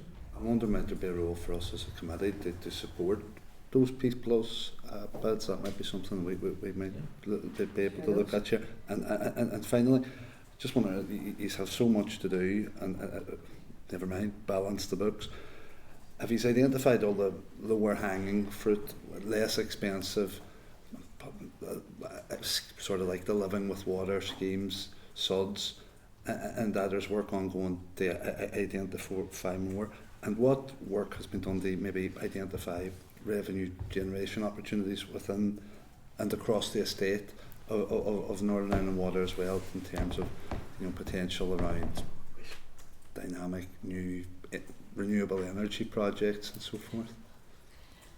So I'll kick off, Roland, you can support or come in. So in terms of revenue generation, we have been really innovative actually. So we built a solar farm at our largest wastewater treatment works in County Antrim, and then the savings when we built it, our business case would have said, look, we should have probably seen about £500,000 of savings per year in relation to that in lower energy costs.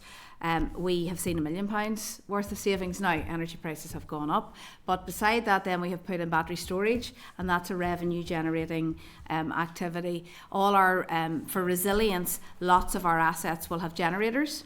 So we have aggregated those generators, and we put those generators into the system support market, and we generate revenue from that. So you're talking at £400,000 or £500,000 a year of revenue generation from that.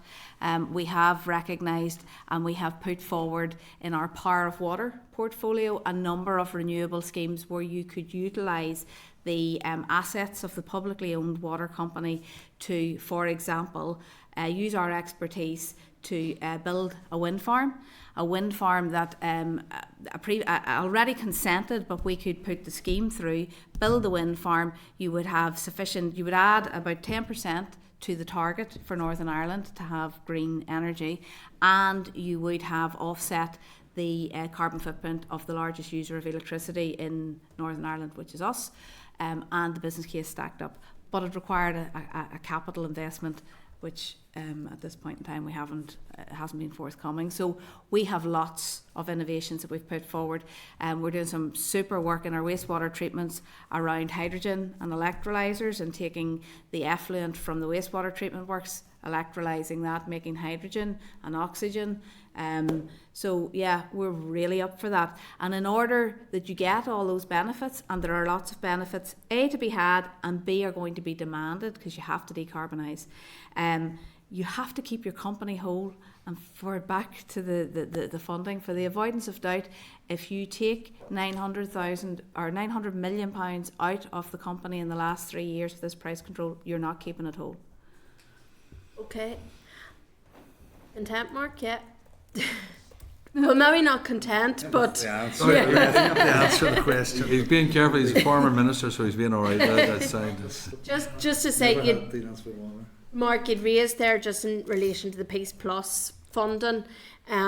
We as a committee would need to see the details of that before we would agree to commit to give any indication on it. So if that was, I would ask that you would pass us the details or follow up after that, so that we can see in full the details, and we may have further questions as a result of that. These are at the draft stage, Chair, these are at the draft stage of development of these applications and business cases. So again, we can share that with the committee. Yes, we'd be ensuring these are our ambitions. These are areas where we believe that we could usefully apply for Peace Plus funding.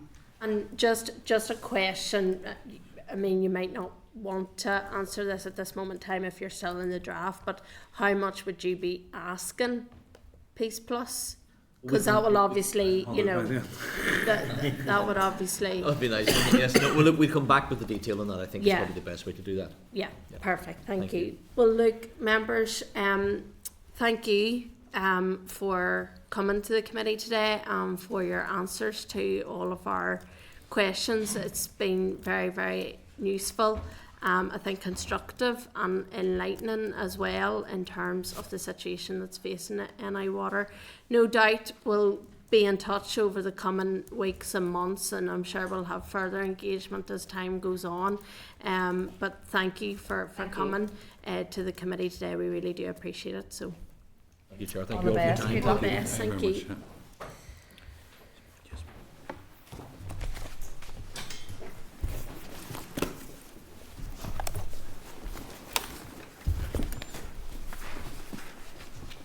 Thank you.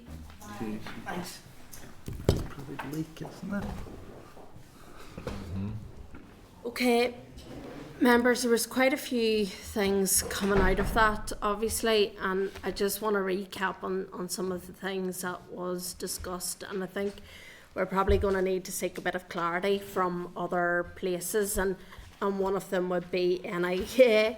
After what was just mentioned there to us. So in terms of what I have here, what we'd need to seek is maybe some further information on the service level agreement for the pre-development inquiry. If members are content with that, I think we just, in relation to planning and the constraints and all the things that we know about, I think it would be useful to get some further information. Also think that maybe an overview by constituency of the dispensations NI Water receive from NIEA, just in relation to what was said there about the overspill in our water. Have dispensations increased, and request a historic breakdown as well, just so that we can see the differences and the severity of what's happening as well. I think that was all, and NI Water, they're going to provide us with some figures as well, just on following up as well are members content with that? Was there anything, Cathal, you were indicating there? Just to follow on, Chair, because clearly it's a number of years from we got a presentation. So the starting presentation was the 1.8 billion to Yeah. deliver a 6-year programme. So we're 3 years in now, we're finding out really where it's at. So you got to remember that, you know, because I said once the utility regulator gets the facts and figures and forensically interrogates the application in the first place, so that's what they come up with. But we're now seeing that they're saying 50%. So, and I don't mind, we need to investigate all those figures and have a conversation. The big thing coming out of it was this, and I've asked members talking about developments. There's developments happening out there without any conversations, whether they can connect to the water system, whether they can connect to NIE or anything else. And it happens both in open countryside and single housing. So we as a committee have a certain responsibility, certainly planning, we have to have a broader discussion. And I'd like that involved continuation when we have a conversation with planning, we need to bring that into the fold. Because, I mean, there's no point in saying, the last few I've dealt with should have built maybe 18 houses, they built what's known as a SPAC tank, and then at some point the NIW have to adopt that. So they're paying maybe, I don't know what it is, $500,000, whatever, up to 700,000 to build these tanks to facilitate these units, which is grand. That's the way it is now at the minute. So we need to have a broader conversation, and I think it needs to be right across the board. I just want to put that in there as part of the conversation, because all members are bound. It's not just about major urban settings, it's all the smaller settlements that's developing, so we need to have a broader conversation across. That's all I'd like to say. And just to point out to members, and you'll see again once we come to our forward work plan with the utility regulator coming in, some of these questions will need to put to the utility regulator as well, and there'll be further things that we can discuss in relation to NI Water with them whenever the committee has them in front of us. I think there was another mention as well about I think it was on the back, maybe Peter, of your or maybe it was Patrick's question, just in relation to local companies and them questioning about whether they keep their staff here or go to other jurisdictions. And there's perhaps a loss of expertise maybe to other jurisdictions, so it might be worth maybe teasing that out a wee bit more in the coming weeks as well, and to keep that in mind, because obviously for local companies here that's going to be a big impact upon them and upon our local economy. So I think that's something just to keep and bear in mind with as we go on. So it's a knock-on impact of all of this is a huge thing for Northern Ireland.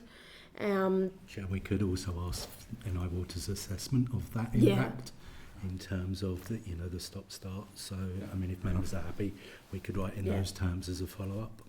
Yeah, I think that would be useful if members are content with that, just to get an initial sense of that and tease it out a bit more. Members, anything else on the back of that, or are you content with what I've outlined there in terms of what we need to follow up on? Content? Yeah. Okay. Members, if you're happy, I think I'll just keep going. Are you happy with that? Or yeah. So the next item on the agenda is item 8, and that's our written briefing.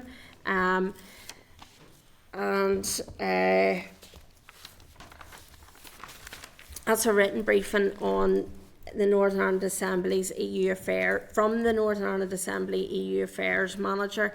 It's detailed there at page 348. We have the EU Affairs Manager covering memo. At page 349 with the EU Affairs Manager's written briefing paper, Brexit in Northern Ireland. And at page 377 we have the EU Affairs Manager's written briefing paper, Committee for Infrastructure on Brexit. Members, really this is for noting, but there was just a few points that I had seen in it that I thought would be relevant for our committee here, and that was just to seek some further information on their specialised committees. This is a page 378.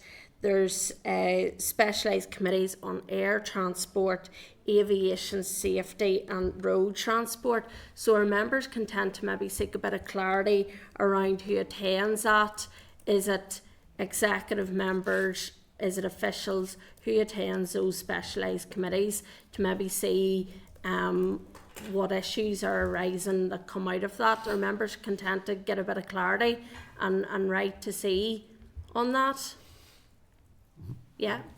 And then the second point, just that it raised, it's similar, and that's on the next page, 379, is the interministerial group. Again, that's interministerial group for transport, and again, it's just to seek a bit of clarity around maybe how many times it meets and who's involved in those discussions as well. Our members can tend just to seek a bit of clarity on that as well.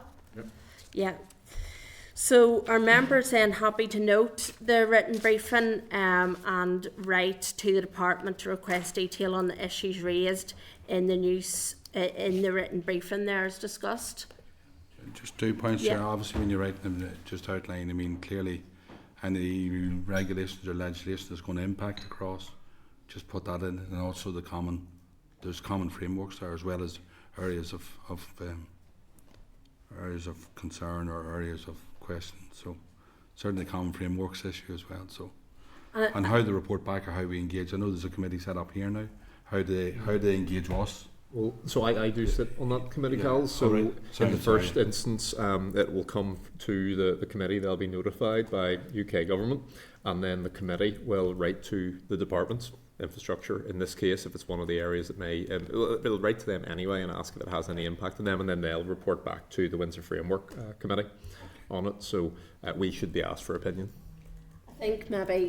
I think it would be useful if you want, we can get that in writing, that clarity. Cahill, maybe would that be? Yeah, and Chair, there's also some correspondence that will issue in PACS next week from the Windsor Framework Development Devolved Committee, just to outline their role in it all. So that will be up in PACS next week as well. So if members are content, we can write in terms with the issues identified in the paper, but also members can consider that alongside the correspondence from the committee in that regard. Happy with that? Thank you, yeah, thanks. Okay, that was straightforward. So we'll see the reply, Chair, and then we'll see forward. So happy to note them, yeah.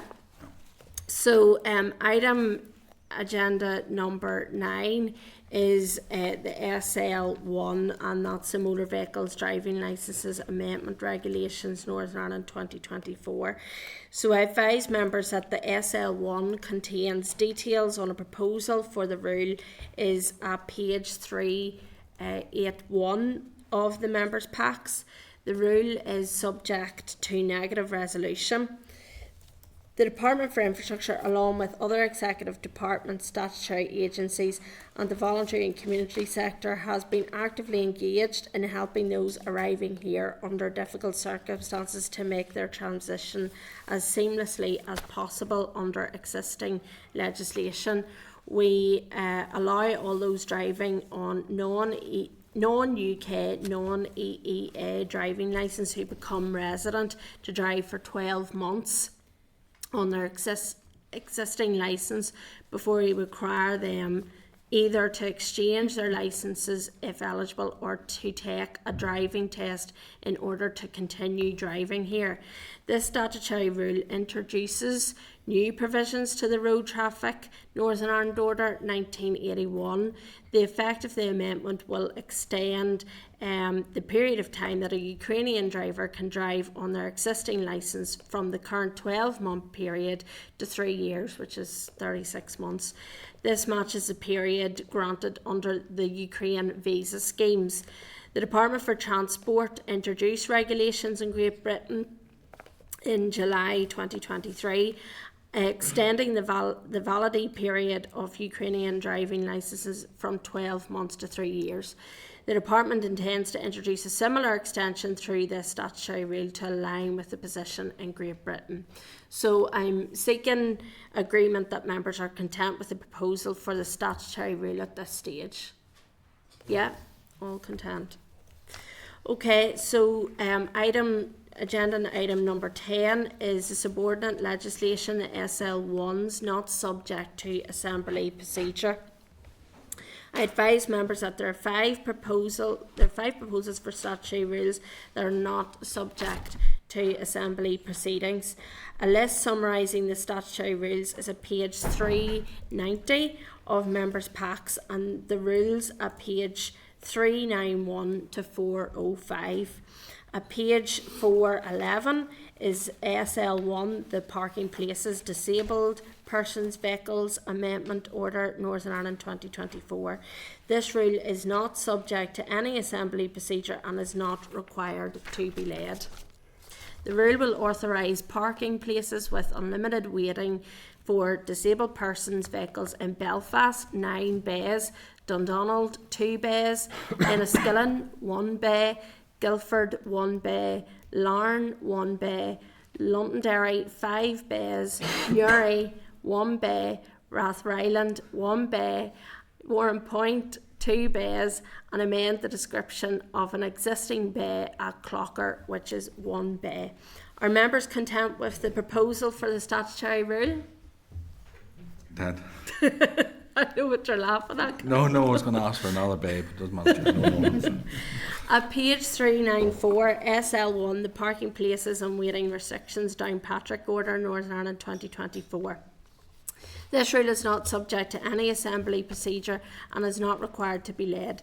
The proposed rule will remove a loading bay with limited waiting on Irish Street, Downpatrick, and amend the conditions of an existing parking place so that between 8 a.m. and 6 p.m. Monday to Saturday, inclusive parking will be limited to 1 hour, with a return to a parking place prohibited until 1 hour has expired. This has also provided an opportunity to consolidate all the existing parking and waiting restrictions for Downpatrick into one order. The order updates the definitions of postal packet and universal service provider vehicles are accepted from the restriction in certain circumstances. The proposal is being introduced to aid traffic progression and safety concerns. Are members content with the proposal for the statutory rule at this stage? Yes, ma'am. Yeah. At page 397, SL1, the Waiting Restrictions Limavady Order, Northern Ireland 2024. This rule is not subject to any assembly procedure and is not required to be laid. The proposed rule will prohibit vehicles waiting at any time, loading and unloading permitted. On a length of Killeen Road, Limavady, the waiting restriction is being introduced to control indiscriminate parking along this stretch of road. Vehicles are accepted from the prohibition in certain circumstances. This has also provided an opportunity to consolidate the existing waiting restrictions for Limavady into one order. The proposal is being introduced to aid traffic progression and safety concerns. Are members content with the proposal for the statutory rule at this stage? Dad. At page 400, the SL1, the Traffic Weight Restriction Ocker Order, Northern Ireland 2024. This rule is not subject to any assembly procedure and is not required to be laid. The proposed rule will prohibit vehicles exceeding 18 tonnes minimum gross weight from using a length of Lissadjury Road, Ocker, Mullaghmore Bridge. Vehicles are accepted from the weight restriction in certain circumstances. The waiting restriction the waiting restriction is being introduced to protect the structure of the Mullaghmore Bridge on the Lissadjury Road, Ocker, and also to facilitate traffic progression. If members are content with the proposal for statutory rule, yeah. Just a broad point, and I presume that's to do with a bridge, obviously, weight restriction. But how long does that go on based on impact on farming on that? Now, I know I'm not talking specifically about that case, but I'm talking broadly. That weight restriction could be there for years. There's someone in my own constituency, and basically farmers can't get over those bridges and have to do a massive loop. So a restriction's fine in the short term, but the question is how long it lasts. It's just a broad comment, Chair, you know. Yeah. I suppose we can check it out, but it's not specific to that, but the implications of that restriction there or anywhere has a massive impact. Yeah. Because a lot of agricultural acres is above that weight now. I suppose we can check it out. Just, Yeah. I suppose it's probably subject to any Right, yep. any further works to try and strengthen it. You know, as we know, there'll be cases in all of our constituencies like that. So, Clark, have you seen anything? The only thing, Chair, I mean, it isn't time limited as the member states. Certainly we could clarify it. It does say that there are exceptions. Vehicles are accepted from weight restrictions in certain circumstances. So it may be when that's something we could follow up with the department on, just to find out what are those circumstances and if it's time bound, for a specified period. Content? Yeah. So at page 403, the Parking Places and Waiting Restrictions Moy Amendment Order Northern Ireland 2024. This rule is not subject to any assembly procedure and is not required to be laid. The proposed rule will prohibit vehicles waiting at any time, loading and unloading permitted on Lancet Charlemont Road, Moy. Vehicles are accepted from prohibitions in certain circumstances. The waiting restriction is being introduced aims to prevent vehicles parking on sections of Charlemont Road, Moy, to facilitate traffic progression. I'm asking members if they're content with the proposal for the statutory rule at this stage. Yeah. And then item 11 is subordinate legislation, SRs, which are not subject to assembly procedure. So advise members that there are 97 statutory rules that are not subject to assembly procedures. A list of the statutory rules can be found at pages 406 to 410, and rules are included in members' packs at pages 411 to 917. You'll be glad to hear I'm not going to read them all out today. Only 500 pages, so not too bad. It felt like it last week, Cahill, you missed that.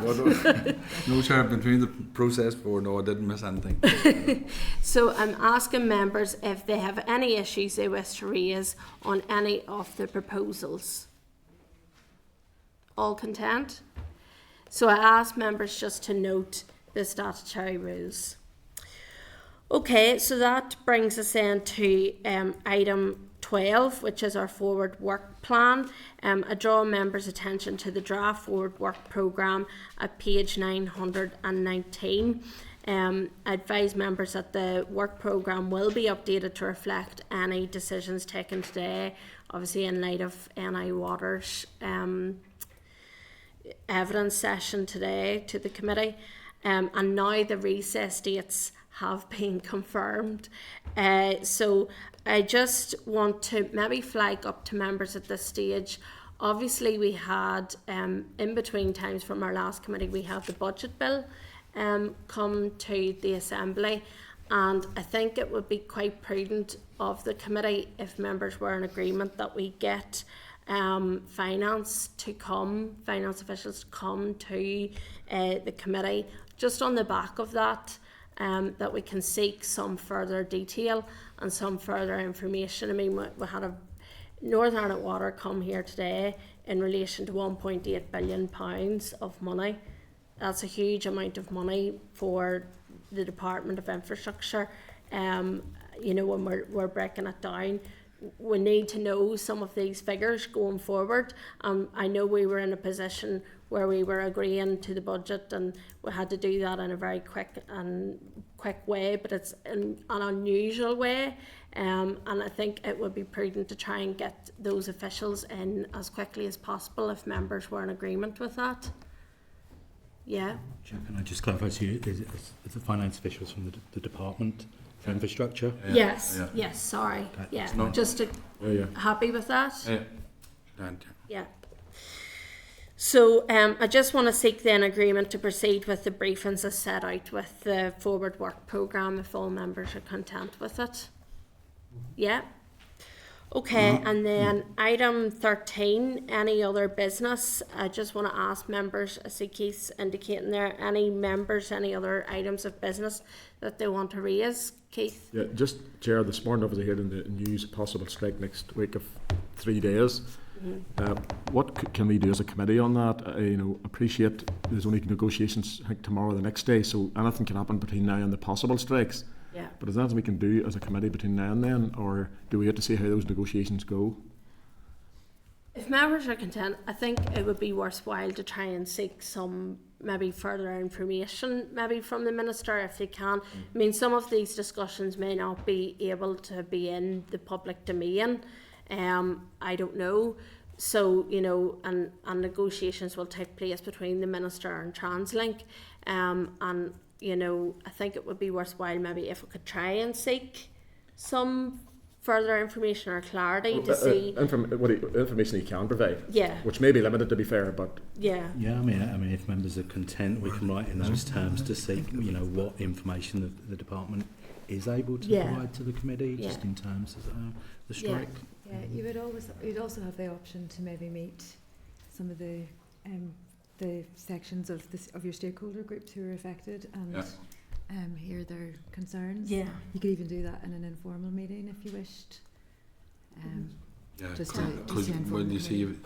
I agree that you want to write the minutes 100%, but I would agree the approach that get a better understanding of and chat to stakeholders, because it's slightly different in when you have the employer on the TransLink, which is going out next week. So Yeah. you know, so Well, do members then want to try and seek that informal meeting then, as opposed to writing, or do you want to have that dual with the Minister. with the stakeholder meeting with the stakeholders? To be honest, it could be a dual thing, because we'll need to seek clarity from the Minister in terms of what he could provide also.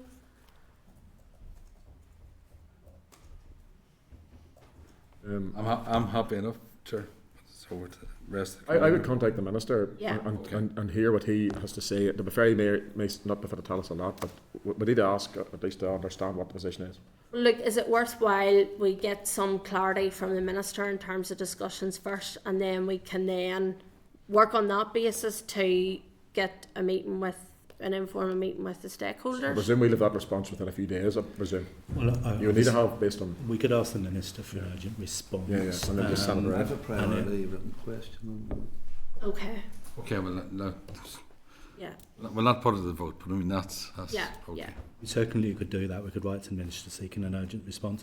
If members are content, if we get that, we could issue that in packs on Friday. But obviously, if we get something back quicker, Okay. Just ping it out, yeah. Yeah, absolutely. But I think in all likelihood, if we write out, you know, the timescale for interaction with departments is normally at around 10 working days. Obviously, on something that's a little bit more important that the committee's seeking an urgent response on, we can certainly ask and be happy to sort of write on an expedited basis. Yeah, and I suppose members as well. This could be a fast-paced situation. You know, it all could change once the Minister maybe has discussions tomorrow in the next few days. Who knows? So, so like what we can do is we can put in the urgent response, and then on the back of that we can take stock, and then it's just to remind members that, you know, an informal meeting, you know, it would be that, you know, and you know, it wouldn't be broadcast or anything like that there. So, but we can discuss that whenever we see what comes back in terms of the Minister. So, is everyone happy with that? Yeah. Okay, so last item then is the date, time and location of the next meeting. The next meeting will take place at 10 a.m. on the 20th of February in room 29, Parliament Building. So I'll hopefully see you all next week and safe home or back to your constituency offices, and thank you. What you going to say, Cicely there, Chair, when I seen that up on that presentation, you know, thought of- Now adjourn the meeting. Thank you. Committee Room 29, Sound.